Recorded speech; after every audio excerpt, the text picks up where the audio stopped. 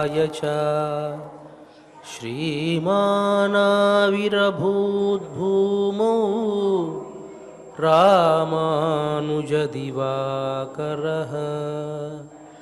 श्रीमानाविरभूद्भूमौ रामानुजदिवाकरः।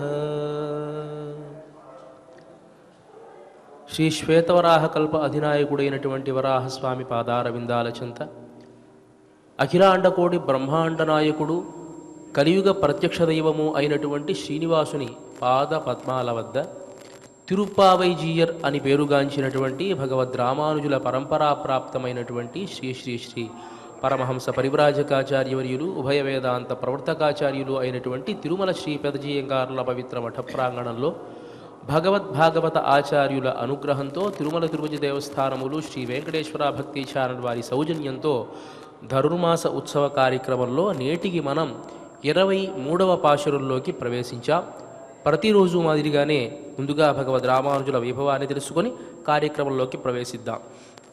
సంబంధమేవ భవతా నతు దేహతోపి సంజీవనాయ గురవో వవనుః పరంతే రంగేశ్వరేణ హి రసాదుభయా విభూతి త్వత్సాత్కృత తదసి నిష్ప్రతిమ ప్రభావ. శ్రీ వాధూల వీరరాఘవాచార్య స్వామి వారు అనుగ్రహించినటువంటి రామానుజ అతిమానుషస్తవంలోని శ్లోకాన్ని, ఆ శ్లోక భావాన్ని మనం తెలుసుకుంటూ ఉన్నాం. భగవద్ రామానుజులకు శ్రీరంగనాథుడు ఈ ఉభయ విభూతులను అంటే ఈ లీలా విభూతిని నిత్య విభూతిని కూడా ఇచ్చివేశాను అని చెప్పాట. అంటే ఈ ప్రాకృతికమైనటువంటి ఈ ప్రపంచాన్ని, అదేవిధముగా మోక్ష సామ్రాజ్యాన్ని నీకే ఇస్తూ ఉన్నాను, ఎవరికి మోక్షాన్ని ఇవ్వాలి అన్నా ఆ అధికారము నీదే అని సాక్షాత్తు శ్రీరంగనాథుడే చెప్పడం వల్ల వారికి సంబంధించినటువంటి వారంతా కూడా దేహ సంబంధాన్ని అపేక్షించలేదట. అంటే నేను వాళ్ళకి బావమరిదిని లేకపోతే తమ్ముణ్ణి ఇలా చెప్పుకోవడానికి ఇష్టపడలేదట. కేవలం ఆచార్యులుగాను శిష్యులుగాను ఉంటే చాలు, మనం తరించిపోతాం. ఆయన సంబంధం ఆచార్య శిష్య సంబంధంతో ఉంటే చాలు మనం తరించిపోతాము అని భావించారు. నా దేహతోపి దేహ సంబంధాన్ని ఎవరూ కూడా అపేక్షించలేదు అని తెలియజేస్తూ భగవద్ రామానుజులకు శ్రీరంగనాథుడే సాక్షాత్తు ఈ నాయకత్వాన్ని ఇచ్చాడు కదా అని ఆశ్చర్యాన్ని వ్యక్తం చేస్తారు వాధూల వీరరాఘవాచార్య స్వామివారు. మరి అలాంటి భగవద్ రామానుజుల పరంపరకు సంబంధించినటువంటి ఇద్దరు మహనీయులు మనకు ప్రత్యక్షంగా వేంచేసి ఉన్నారు. వారికి నా మనఃపూర్వక దండ ప్రణామాలు సమర్పించుకుంటూ కార్యక్రమాన్ని ప్రారంభించవలసిందిగా ప్రార్థిస్తున్నాను.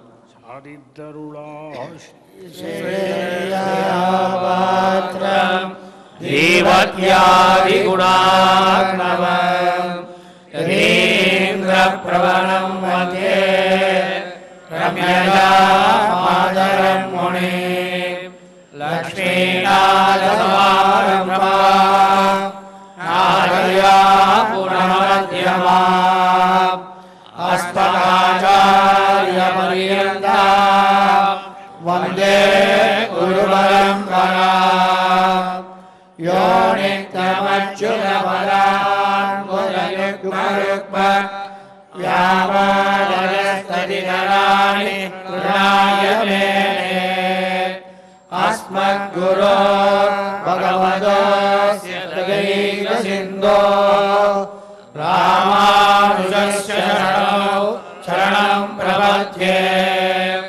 మాతాపితా యువతయస్తనయామి భూయి సర్వం యదేవ నిలయేన మదన్మయానాం ఆద్యస్య న కులభయే వకులాభిరామం శ్రీమత్తరంగియుగళం ప్రణమామి ముహూర్తాం భూతం సరస్య మగదాత్వయమర్దనాయ శ్రీభక్తిసార కులహేంద్ర యోగివాహాన్ భక్తాంగ్రేణు పరగాధీంద్రమిశ్రాం శ్రీమత్పరాంకుశముని ప్రణతోస్మి స్తనగిరిగణే శుద్ధముగ్ధోऽఖ్యకృష్ణం ఆరాధ్యం స్వం సుజితశిరస్య स्थापयन्ति स्वचिष्टाया सृजिनिर्मितं यावणा यस्य भुङ्गे गोदादस्यै नमैदमिदं भूय एवास्तु भूयः अन्नवयल् पुதுவை ஆண்டாள் அரங்கற்கு பண்ணதிருப்பாவை பல்வரியம் எண்ணிறையால் பாடிக் கொடுத்தார் நற்பாமாய் பூமாலை சூடிக் கொடுத்தாரை சொல்லு சூடிக் கொடுத்த சுடற்கொடியே தொல்பாவை பாடி அருளவல்ல பல்வளையாய்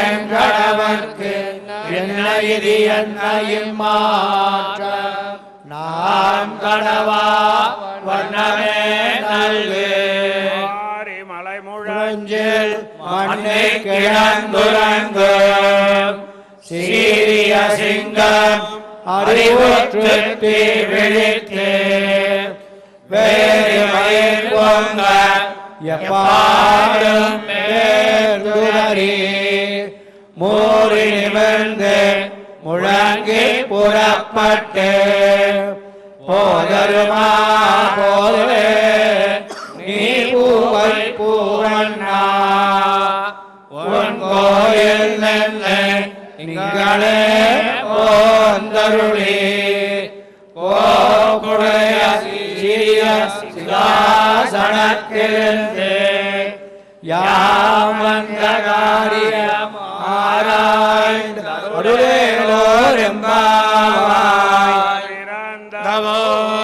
கோவிந்தன் வாழுமோர் சோதி மணிமாடன் தோன்றுமோர் நீதியாய் நல்ல பக்தர் வாழுமோர் நான் மலைகள் ஓருமோர் வில்லுத்தோர் வேடக்கோரோர் பாதங்கள் தீர்க்கும் பரமனடி காட்டும் வேதம் அனைத்திற்கும் வித்தாகும் கோயில்கள் ஐந்தும் ஐந்தும் ஐயாகரமானியரை வையம் சுமப்பதும் வம்பு பூரத்தில் ஜகத்துரித்தான் வாழிய திருப்பாவை ஒப்பதும் செப்பியால் வாழிய பிரியாழ்வார்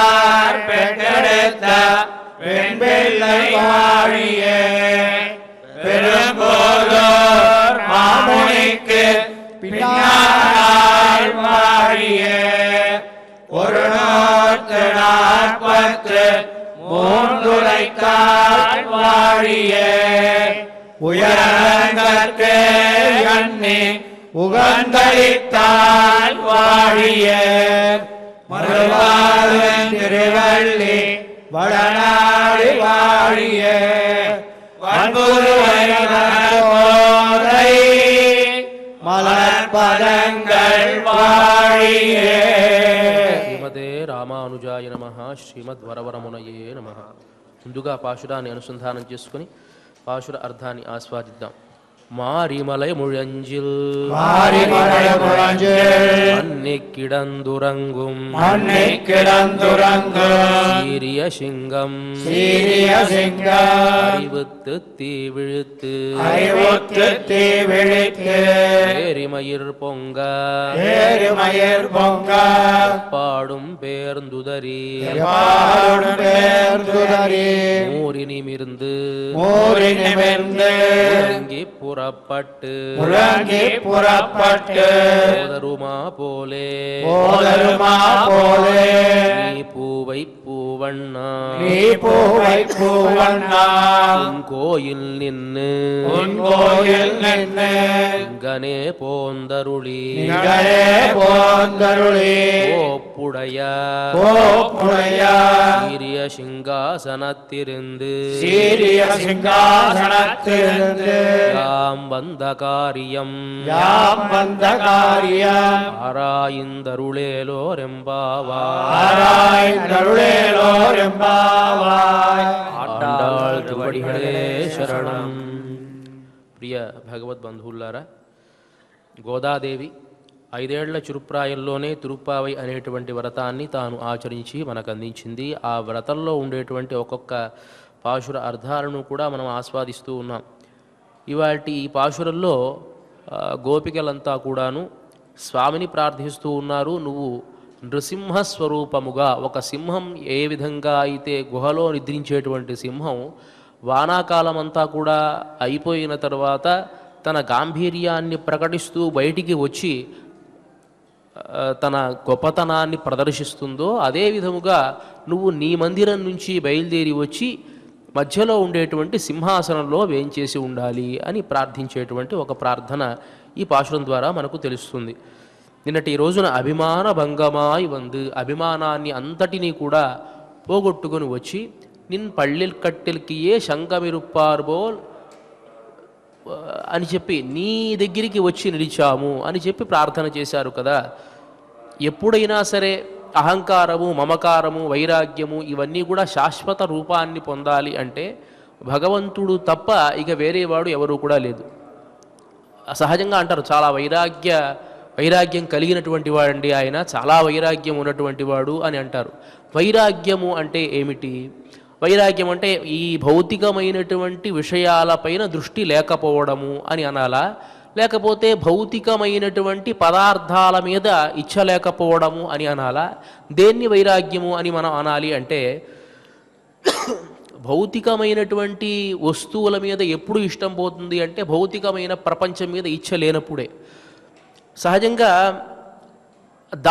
ఏ వస్తువు అయినా సరే మనకు కనిపించిన వస్తువు కంటే ఉన్నతంగా కనిపిస్తే మనం చూసినటువంటి వస్తువుని కొంచెం హీనంగా మనం చూస్తాం.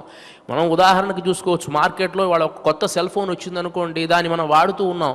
ఒక సంవత్సరం తర్వాత చాలా ఫీచర్స్తో ఇంకో ఫోన్ వస్తే ఇది కొంచెం హీనంగా కనిపిస్తుంది, నచ్చలా అని మనకు అనిపిస్తుంది. అలానే మనం ఇంద్రియాలన్నీ కూడా బలవంతంగా నా అదుపులో ఉంచుకోవాలి అని ప్రయత్నం చేసి ఏ విధంగా అయినా సరే వైరాగ్యాన్ని పొందాలి అని నువ్వు పొందితే అది ఎంతకాలం ఉంటుంది? కొంతకాలం మాత్రమే ఉంటుంది. అనుభవపూర్వకంగా నీకు ఈ ఇంద్రియాలు నీ వశం అవ్వాలి అంటే పరమాత్మ మీద నీ మనస్సు లగ్నం అవ్వాలి. అంటే పరమాత్మ యొక్క గుణానుభవంలోనో లేకపోతే ఆ సౌందర్యంలోనో నీకు మనస్సు లగ్నమైనప్పుడు ప్రాకృతికంగానే నువ్వు నీ ఇంద్రియ విషయాలన్నీ కూడా పక్కన పెట్టేస్తూ ఉంటావు. ఇప్పుడు తూర్పు వైపుకు వెళుతున్నాడు అనుకోండి, తూర్పు వైపుకు వెళ్ళేటువంటి వాడు పశ్చిమంలో ఏముంటుందో చూడలేడు. అదే పడమటి వైపుకు వెళ్ళేటువంటి వాడు తూర్పు వైపు ఏముందో చూడలేడు. అంటే పరమాత్మ ఇటువైపు, భౌతికమైన ప్రపంచం ఇటువైపు ఉన్నప్పుడు తన మనస్సు కనుక పరమాత్మ వైపు లగ్నం అవుతూ ఉంటే, అటువైపు పయనిస్తూ ఉంటే తనకు తెలియకుండానే వాడు ఈ పశ్చిమ వైపు ఉండేటువంటి ఈ భౌతికమైన ప్రపంచానికి దూరం అవుతూ ఉంటాడు. సరే, బాగానే ఉంది. వెళుతూ ఉన్నటువంటి వాడి వైరాగ్యం నిశ్చలంగా ఉండాలి, అలాగే ఉండాలి అంటే ఏమి చెయ్యాలి? పరమాత్మ యొక్క అనుగ్రహం వాడికి ఉండాలి. అది గనక లేదనుకోండి, మనకి పరమపద సోపాన పటం అని ఆట ఆడుతూ ఉంటాడు. పరమపదం సోపాన పటం ఆడేటువంటి వాళ్ళు నేను ఈ ఆటలో జయిస్తాను అని ఎవడన్నా కూర్చుంటాడా? ఈ ఆటలో ఏ విధంగా అయినా నేను జయించగలను అని ఎవడన్నా కూర్చుంటాడా? కొంతమంది జయించగలరు. ఎవరు జయించగలరు అంటే వాళ్ళు చెప్పినట్లుగా గవ్వలు కనుక మాట వింటే వాడు జయిస్తాడు. అంటే గవ్వలు వాడు చెప్పినట్టుగా వింటే ఆ ఆటలో వాడు జయించగలడే తప్ప, లేకపోతే వెళుతూ ఉంటాడు. ఒక్కొక్క పాముకి ఒక్కొక్క పేరు, కర్కోటకుడు అంటాడు, హిరణ్యాక్షుడు అంటాడు, ఒకటి పేరు నహుషుడు అంటాడు, రకరకాల పేర్లు ఉంటాయి అక్కడ ఆ పాములన్నిటికీ కూడా. అంత దూరం వెళ్ళిపోతాడు, పై వరకు వెళ్ళిపోతాడు. వెళ్ళిపోయినటువంటి వాడు ఒక్కసారిగా ఆ పాము నోట్లో పడి కిందకు వస్తాడు.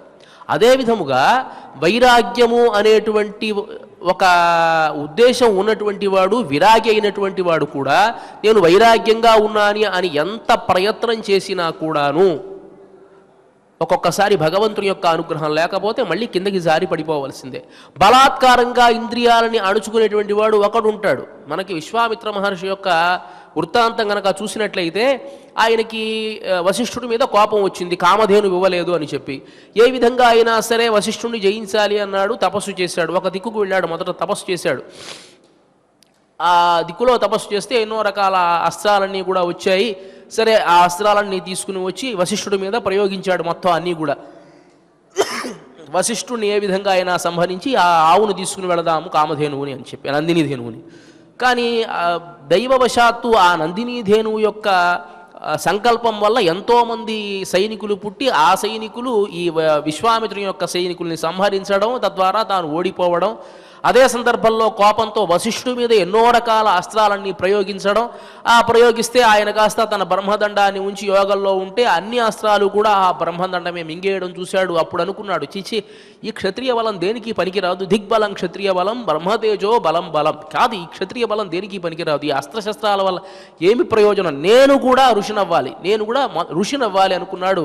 తపస్సు చేయడం ప్రారంభించాడు. ఒకవైపు ఒక దిక్కుకు వెళ్ళాడు, తపస్సు చేస్తూ ఉన్నాడు. త్రిశంకు వచ్చాడు, నాకు స్వర్గం కావాలి అన్నాడు. వశిష్ఠుడి మీద కోపంతో వీడిని అంగీకరించాడు. వీడు తపస్సంతా ధారపోశాడు. తపస్సంతా పూర్తయిపోయింది.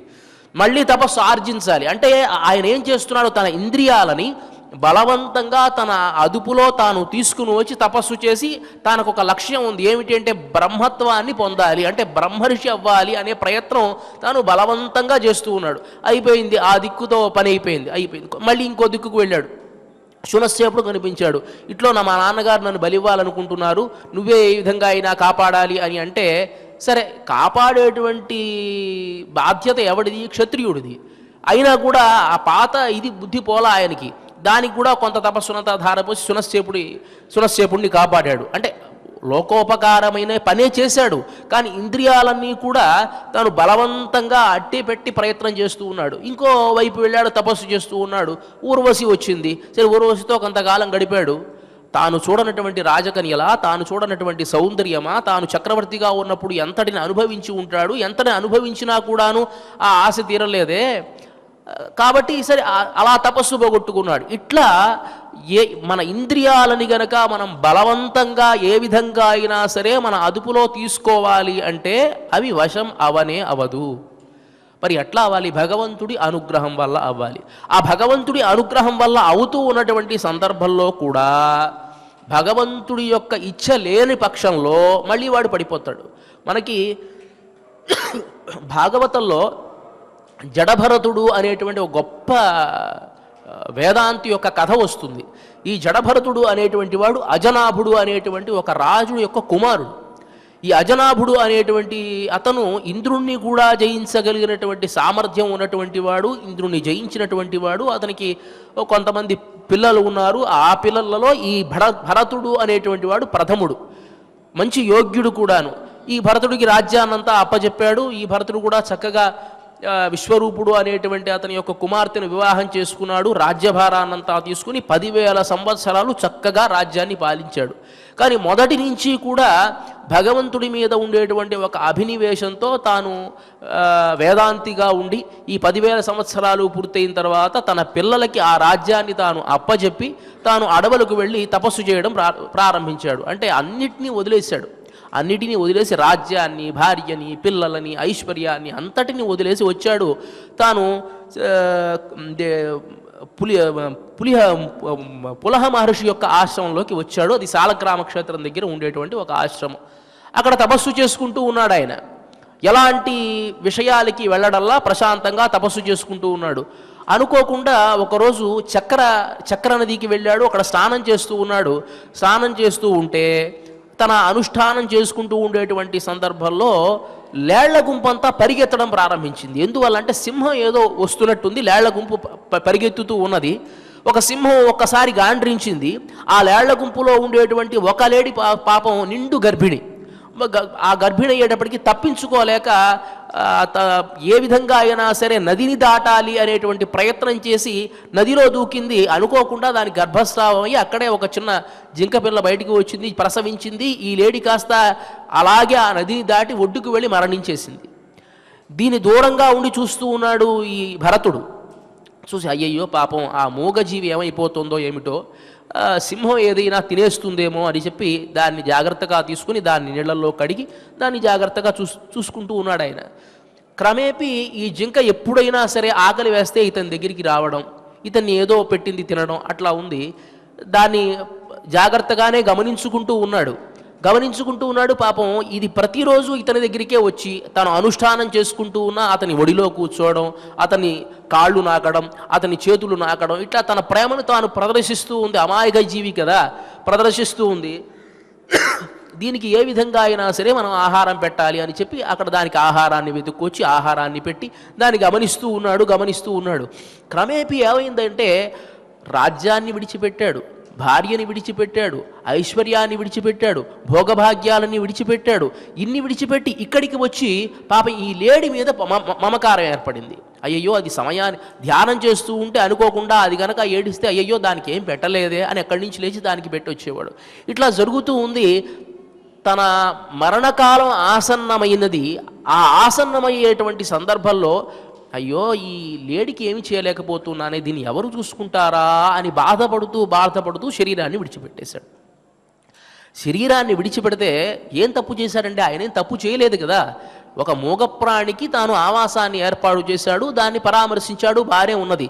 కానీ ఎప్పుడైనా సరే శరీర త్యాగ సమయంలో మనం ఏదైతే మనం ధ్యానం చేస్తామో, దేన్నైతే ఆలోచిస్తూ ఉంటామో అదే మరుజన్మలో వస్తుంది అనేది శాస్త్రం. కాబట్టి ఈ లేడిని ఆలోచిస్తూ తాను శరీరాన్ని విడిచిపెట్టాడు కాబట్టి మరుసటి జన్మ లేడిలాగా తాను జన్మించాడు.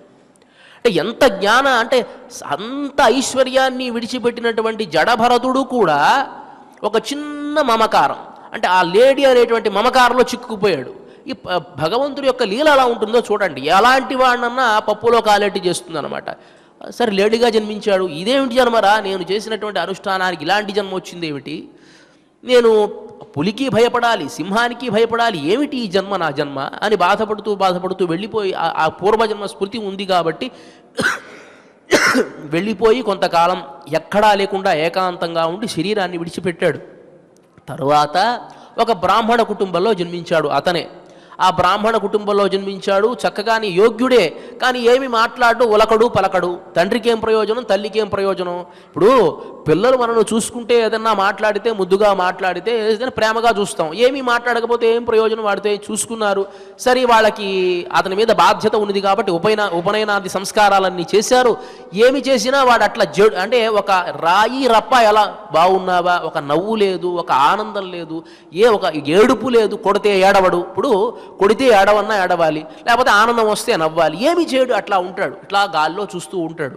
అలా గాల్లో చూసేటువంటి వాడిని పిచ్చివాడిని అలా, అందుకని వాడి జడభరతుడు అని పేరు పెట్టాడు. జడము అంటే ఏమిటి, ఒక రాయి, అంటే దానికి ఎలాంటి నిస్పృహ కూడా ఉండదు. అలాంటి జడభరతుడు అని పేరు వచ్చిన వాడికి అలాగే ఉండిపోయాడు ఆయన.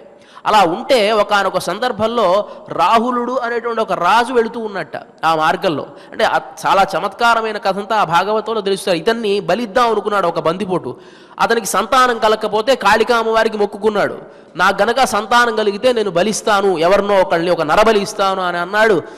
సరే ఈ బందిపోటు దొంగలంతా అన్ని చోట్ల వెతికితే ఎవరు దొరుకుతారు, నేను బలిస్తానంటే ఎవడం దొరుకుతాడు, అందరూ పారిపోతాడు. కానీ ఇతడు మాత్రం ఇలానే కూర్చుని ఉన్నాడు. వీడిని బలిద్దామని తీసుకుని వెళ్ళారు.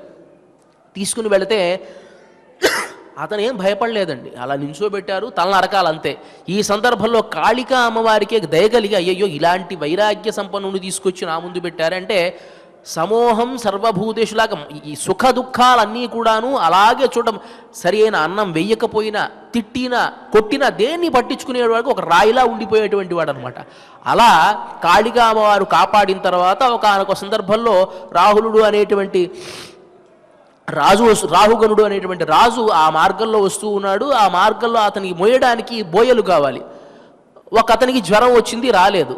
ఆ సందర్భంలో ఇతను కొంచెం దిట్టంగానే ఉన్నాడు, నువ్వు మొయ్యవయ్యా అని చెప్పి అతను లాక్కుని వచ్చి భటులు అతన్ని పెట్టారు. సరే మోస్తూ ఉన్నాడు. మోస్తూ ఉంటే ఈ రాహుగణుడు అనేటువంటి లోపల రాజు కూర్చొని ఉన్నాడు కదా, పల్లకి ఎప్పుడూ మోసేవాళ్ళు మోస్తే ఒక రకంగా పోతూ ఉంటుంది, అడ్డదిడ్డంగా కొంచెం ఊగుతూ పోతోంది. ఆ లోపల ఉన్నటువంటి రాహుగణుడు అన్నాడు కదా, ఏమిటి ఇట్లా పోతోంది అంటే, కొత్త ఒకతను వచ్చాడండి, అతను సరిగ్గా మోయలేకపోతూ ఉన్నాడు అని అన్నాడు.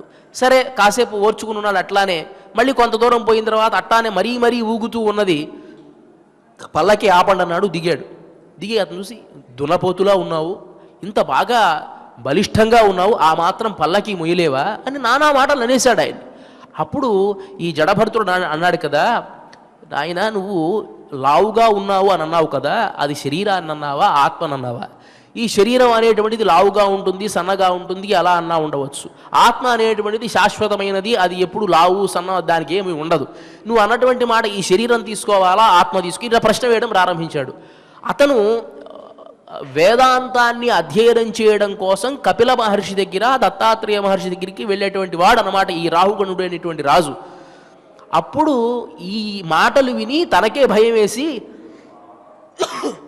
అరేరే ఇలాంటి వాడినా నేను అన్నది, ఇంత వైరాగ్య సంపన్నుడుగా ఉన్నాడే అని చెప్పి అతని దగ్గర వేదాంత శాస్త్రాన్ని అధ్యయనం చేశాడు అని చెప్పి మనకు శాస్త్రం తెలియజేస్తూ ఉన్నది. అంటే ఇక్కడ మనం గమనించాల్సింది, ఎన్ని భోగభాగ్యాలు విడిచిపెట్టినా కూడా కొన్ని సందర్భాలలో ఆ వ్యామోహం మళ్ళీ మనల్ని వచ్చి ఆవరిస్తుంది.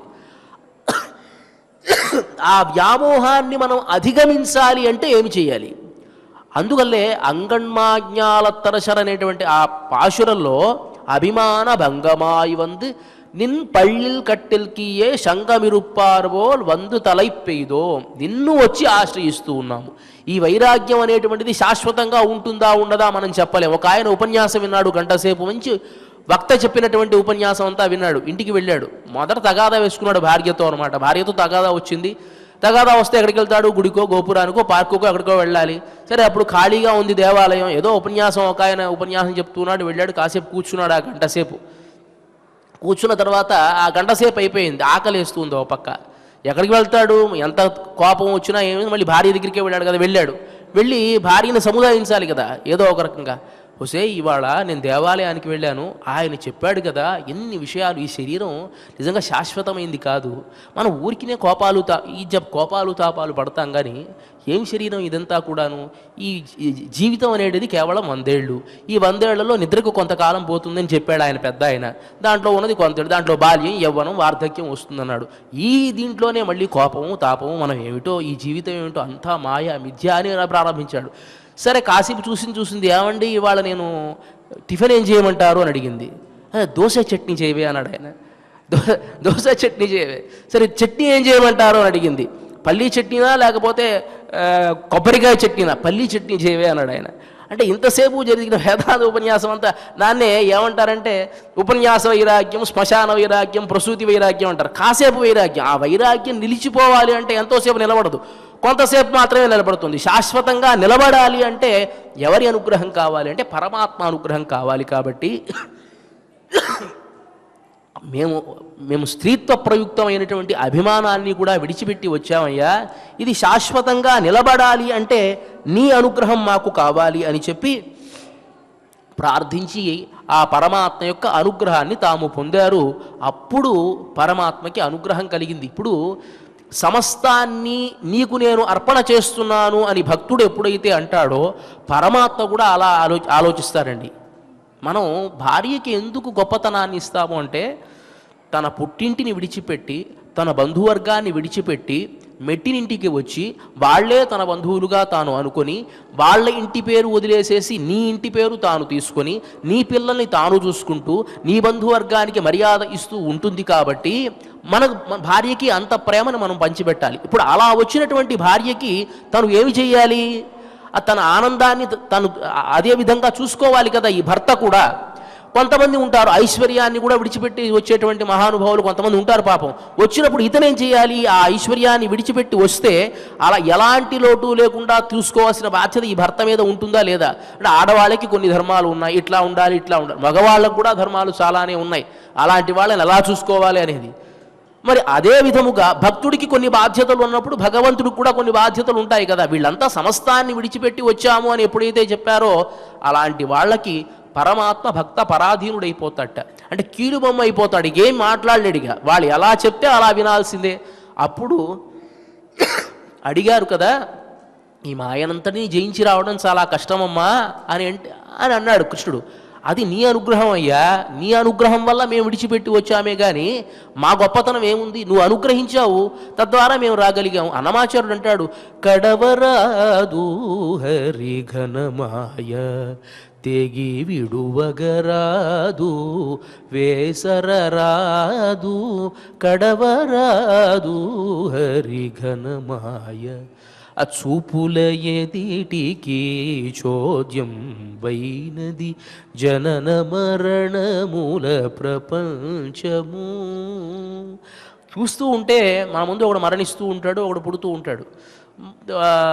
ధర్మరాజుని అడిగేట యక్షుడు ఒక ప్రశ్న, ప్రపంచంలో చాలా ఆశ్చర్యకరమైనటువంటిది ఏది అని. అంటే ఏమీ లేదండి, ఎవడన్నా చచ్చిపోతే అయ్యో పాపం వాడిపోయాడు, నిన్నటి వరకు బతికే ఉన్నాడు, నాతో ఇలా మాట్లాడాడు అని అంటాడు. కానీ రేపు నేను పోతాను అని మాత్రం వాడు ఆలోచించాడు, అదే మాయా అన్నట్ట. అలా చూపుల ఎదిటికి చోద్యం వైనది జనన మరణమూల ప్రపంచము. ఈ ప్రపంచం జనన మరణాలతో చాలా విచిత్రంగా ఉంటుంది. తీపులు బుట్టించు దిన రుచులై అంటే ఏ రోజుకు ఆ రోజు కొత్తే. ఇవాళ నేనున్నాను అంటే ఇవాళ ఆనందంగా, ఇవాళ కొంచెం దుఃఖంగా ఉంటే ఈ దుఃఖం ఇప్పుడు కాసేపటితో ఉండదు, మళ్ళీ ఆనందంగా ఉంటుంది. రకరకాల ఆనందాలు. ఇవాళ ఒక ఆనందాన్ని పొందితే రేపు ఇంకో తీపులు పుట్టించు దిన రుచులై ఇవాళ బాగుంది, రేపు ఇంకా బాగుంటుంది. ఇవాళ నేను వివాహం చేసుకున్నాను, నా అయిపోయింది కదా వివాహం అయింది, పిల్లలు పుట్టారు, వాళ్ళకి పెళ్ళిళ్ళు అయిపోయాయి, చాలు ఇక ఈ జీవితం అనుకుంటాడా అంటే మనవడిని చూడాలి అనుకుంటాడు. సరే మనవడిని చూశాడు, మనవాడు సరిగ్గా చదవట్లేదంటే అది వీడికి బాధే, అయ్యో పాపం వాడు చదవట్లేదు అని గుడికి గోపురానికి వెళ్ళి మొక్కుతూ ఉంటాడు. నీ బాధ్యత అయిపోయిందిరా అంటే లేదు వాడు చదవాలి, వాడు బాగుపడాలి, అయిపోయింది. సరే వాడికి వివాహం అవ్వట్లేదు అనుకోండి, మా మనవాడికి వివాహం అవ్వట్లేదు, నీకేం బాధ అయ్యా, వాళ్ళ తల్లిదండ్రులు ఉన్నారు కదా, లేదు తీపులు ఎప్పుడు కూడా ఎప్పటికెప్పుడు కొత్త రుచులు అన్నమాట. తనకి వివాహం అవ్వనంత వరకు వివాహం అవ్వాలని ఆలోచిస్తాడు, వివాహం అయిన తర్వాత భార్య ఆనందంగా ఉండాలని ఆలోచిస్తాడు, తర్వాత సంతానం కావాలని ఆలోచిస్తాడు, ఆ సంతానం పైకి రావాలని ఆలోచిస్తాడు, పైకి వచ్చిన సంతానానికి మళ్ళీ సంతానం, ఎప్పుడు ఆనందాన్ని ఎప్పుడు కొత్తదనాన్ని సృష్టిస్తూనే ఉంటుంది. కనకపూటాసల కర్మములు ఇది ఎప్పుడూ కూడా కొత్తగానే ఉంటుంది, దీన్ని విడిచిపెట్టాలి అని అనిపించదయ్యా, కాబట్టి నీ దయ ఉండాలి. ఇది ఈ మాయని దాటడం ఎవరి వల్ల కాదు, మాయామేతాన్ తరంతి మమ మాయా దురత్యయ అన్నట్టుగా మామేవయే ప్రపద్యంతే మాయామేతాన్ తరంతిదే, నీ అనుగ్రహం వల్ల మేము వచ్చామయ్యా అని చెప్పి ఆయనకి ఆశ్చర్యకరమైనటువంటి సమాధానం చెప్పి ఇవాల్టి రోజున అడుగుతూ ఉన్నారు, స్వామి నువ్వు ఇట్లా రావాలి, మీకేం కావాలమ్మా అని అడిగితే అప్పుడు చెప్తున్నారు, నువ్వు ఇట్లా బయలుదేరి రావాలి. మా మనస్సులో ఉన్నటువంటి కోరికను మేము నీకు చెప్పం, ఇక్కడ చెప్పేటువంటి కోరిక కాదది.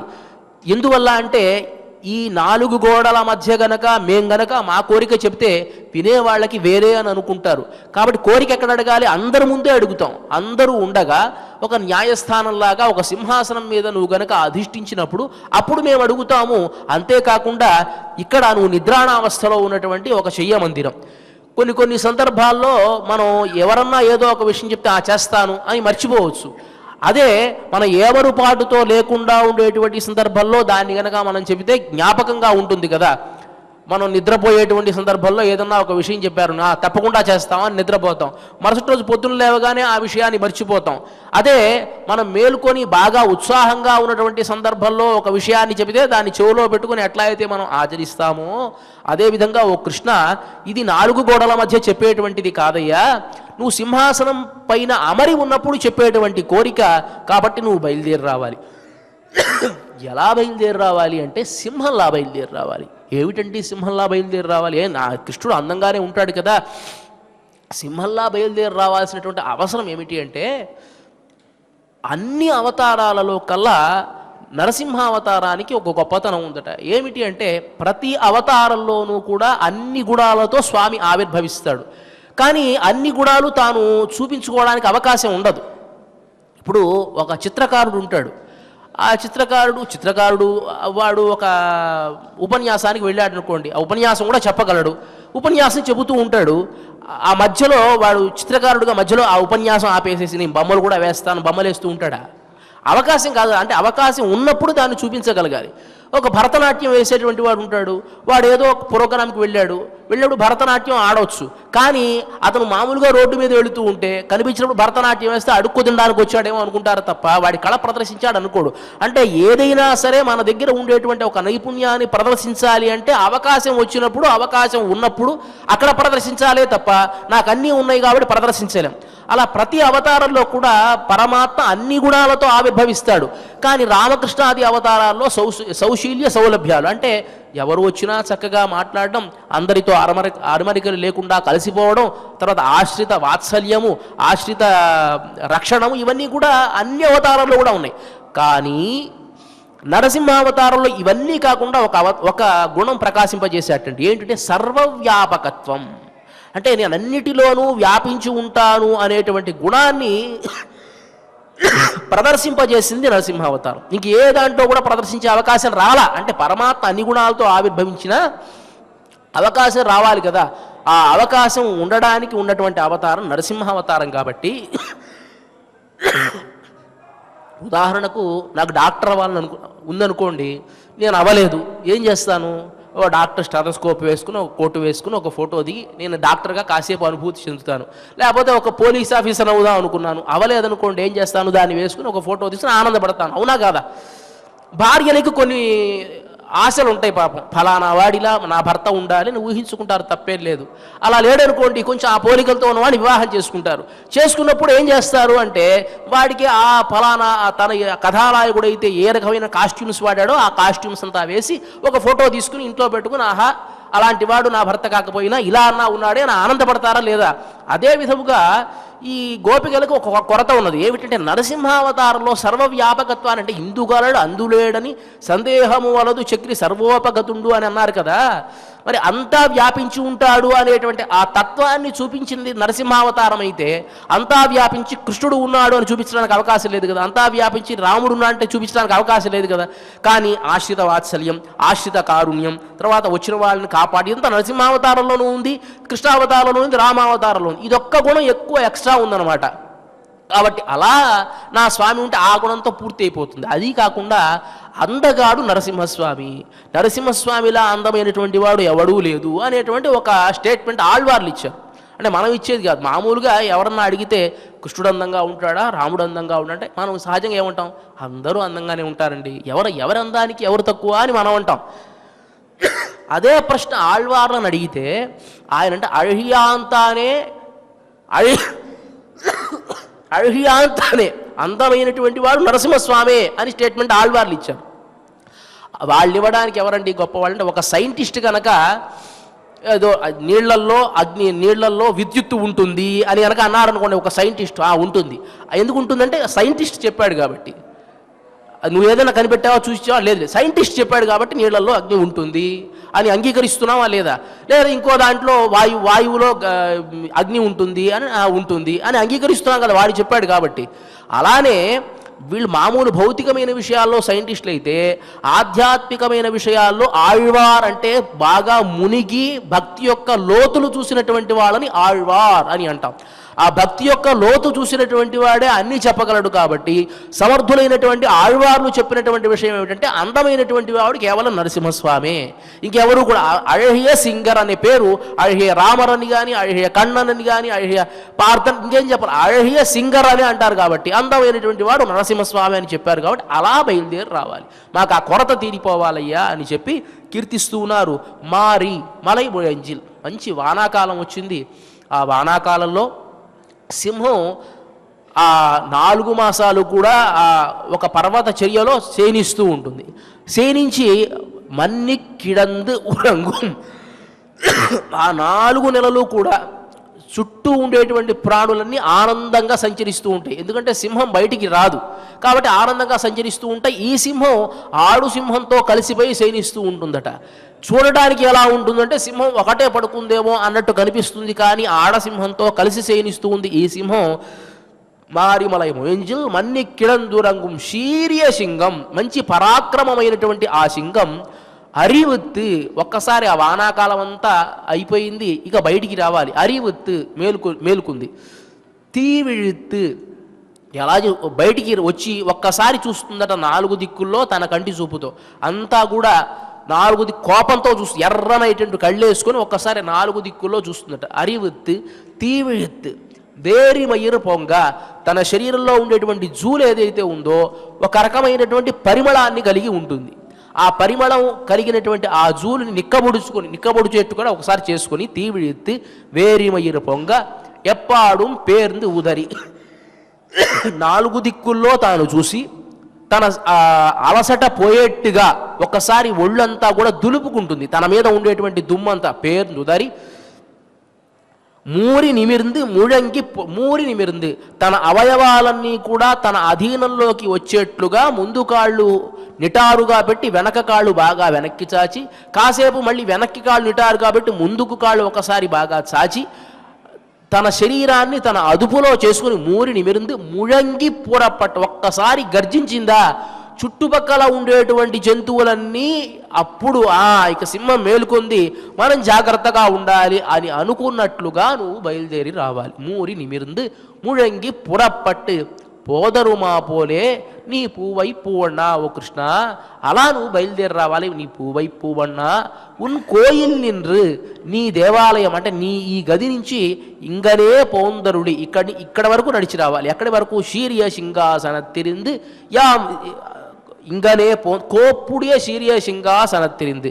మంచి కోళ్ళు కలిగినటువంటి సింహాసనం, ఆయన సింహమైతే ఇది సింహాసనం, దీనిపైన నువ్వు అమరాలయ్యా. ఈ అమరినప్పుడు సింహాసనత్తిరింది యాం బంద కార్యం ఆరాయింది. మేము చెప్పం, మేము దేనికోసం వచ్చాము అనేటువంటిది మేము చెప్పము. మేము వచ్చినటువంటి దానిని నువ్వే గ్రహించాలి. ఆరాయింది అరుళేరో రెంబావా అని చెబితే దీనికి చమత్కారంగా చెప్తారు కదా. నృసింహస్వామి అంటే అందరికీ ఇష్టమే, గోదాదేవికి కానీ. ఆ నృసింహస్వామి ఎలాంటి వాడు అంటే రామచంద్రమూర్తి సీతను పొందడానికి యుద్ధం చేసేటువంటి సందర్భంలో జయాన్ని పొందడానికి అహోబిల నృసింహస్వామిని వచ్చి ఆరాధన చేశారట. అలా ఆరాధన చేయడం వల్ల ఆయన జయాన్ని పొంది సీతాదేవిని పొందారు అనేటువంటిది మనకు క్షేత్ర మహాత్మ్యం ద్వారా తెలుస్తుంది. అదే సందర్భంలో వెంకటాచల మహాత్మ్యంలో కూడా వెంకటేశ్వర స్వామి తన కులదైవమైనటువంటి అహోబిల నరసింహస్వామిని ఆరాధించి తరువాత వివాహం చేసుకున్నారు అని చెప్పి అహోబిల నృసింహస్య పూజాం కృత్వా విధానత అని చెప్పి ఆ నృసింహస్వామిని పూజించి ఇక్కడికి వచ్చి తాను వివాహం చేసుకున్నాడు అని చెప్పి చాలా స్వారస్యకరమైనటువంటి అర్థాలన్నీ కూడా ఆ నృసింహస్వామి గురించి మనకు తెలియజేస్తారు ఈ పాశురంలో. అట్లా బయలుదేరి నువ్వు సింహాసనం మీదకి వచ్చి కూర్చున్న తర్వాత మేము చెప్పనటువంటి మా లోపల ఉండేటువంటి కోరిక ఏదైతే ఉన్నదో దాన్ని నీవే గ్రహించి మాకు అనుగ్రహించాలయ్యా అని చెప్పి ఈ పాశురం ద్వారా తెలియజేశారు వారు. మరి ఆయన తెలుసుకున్నాడా, సింహాసనంలో కూర్చున్నాడా అనేటువంటి విషయాలు మనం రేపటి పాశురంలో తెలుసుకుందాం. ఇవాళ ఈ కార్యక్రమంలో చిట్ట చివరి అంశమైనటువంటిది శ్రీ ఆండాళ్ అనుగ్రహంతో శ్రీమతి తెలిగిచర్ల కందాడై సీతమ్మ గారు తెలిగించినటువంటి తిరుప్పావయిలోని ఇవాళ ఈ పాశురమైనటువంటి మారిమలై మొయింజిల్ అనేటువంటి ఈ పాశురానికి అనుమానించద వేళ అతి గాంభీర్యముతోడ ఆదరింపగా రావేలా అనేటువంటి ఈ గేయాన్ని తిరుమల తిరుపతి దేవస్థాన ఆస్థాన విద్వాంసులు శ్రీ గరిమెళ్ల బాలకృష్ణ ప్రసాద్ గారు స్వరపరచడం జరిగింది. దీనిని తిరుమల తిరుపతి దేవస్థాన శ్రీ అన్నమాచార్య ప్రాజెక్ట్ కళాకారురాలు శ్రీమతి జి లావణ్య గారు గానం చేయడం జరుగుతుంది. ఈ కార్యక్రమాన్ని నాద నీరాజన మంటపం ద్వారా ప్రత్యక్ష కార్యక్రమంలో మనం వీక్షించవచ్చు. ఇక ఇవాళ ఈ కార్యక్రమాన్ని క్షమాప్రార్థన నుంచి మంగళం వరకు మనమంతా కలిసి పారాయణ చేసి ముగిద్దాం. అథ క్షమా ప్రార్థనా యదక్షరపద భ్రష్టం మాత్రాహీనం జయద్భవేత్ తత్సర్వం క్షమ్యతాం దేవ నారాయణ నమోస్తుతే. అథ భగవత్ సమర్పణం కాయేన వాచా మనసేంద్రియైర్వా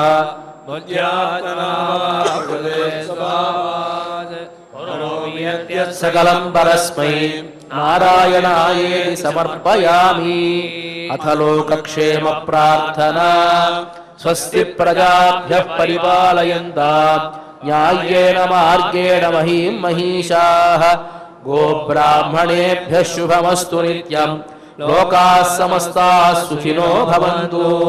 అథ మంగళం కోసలేంద్రాయ మహనీయ గుణాత్మనే చక్రవర్తి తనూచాయ సార్వభౌమాయ మంగళం.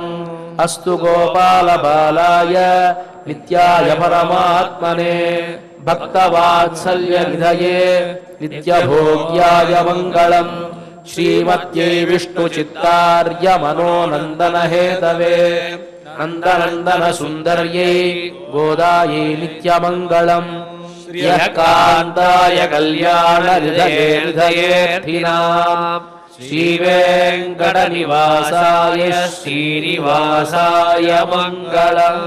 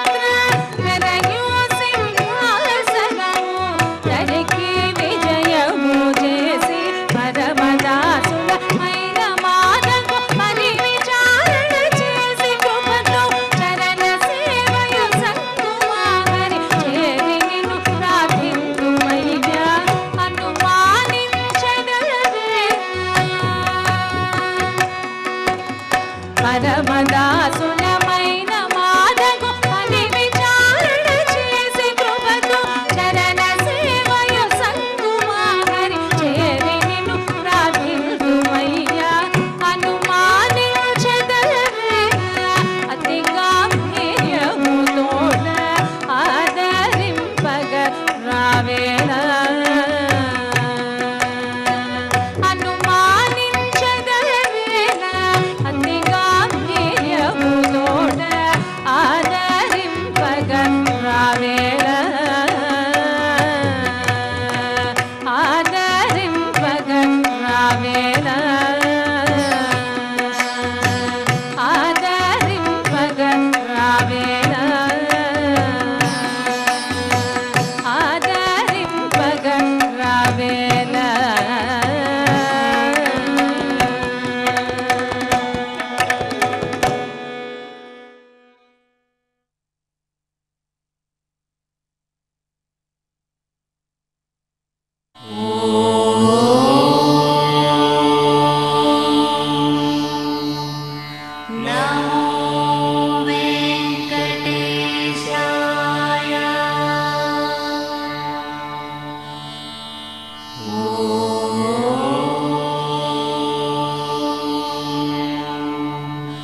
Now